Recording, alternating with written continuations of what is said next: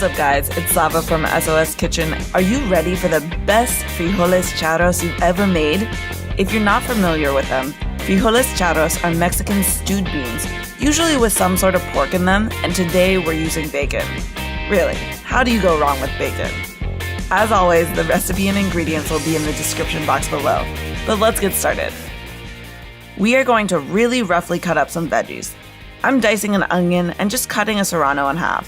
Use any spicy pepper that you have, or even a pinch of red chili flakes. I'm also slicing up some garlic and chopping up a tomato. In a pot over medium heat, add in some cut up bacon. You do not need any oil here because the bacon will render out a lot of fat, and the fat is way more flavorful than any oil. Cook the bacon, stirring it around a bit until a good amount of the fat has rendered out and you see some crispy ends. Add in your onion and garlic and cook it, stirring occasionally for 3 or 4 minutes. Then add everything else in. First in is the pinto beans with the juice from the can. You could definitely add dried and soaked beans to this recipe, but using a can is way easier and quicker for me, so this is how I do it. We're also going to add in some water, the tomatoes and pepper, and tomato sauce. I'm using the plainest tomato sauce that you can find. It usually comes in a little can.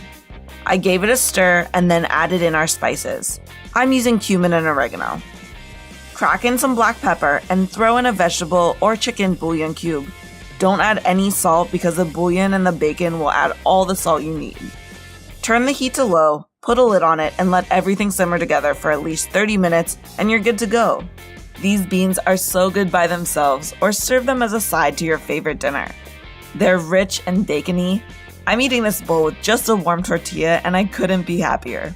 Please let me know if you like this recipe and if you make it, and subscribe to Sweeter Savory Kitchen for weekly recipes with me. Thanks for cooking with me again. Bye.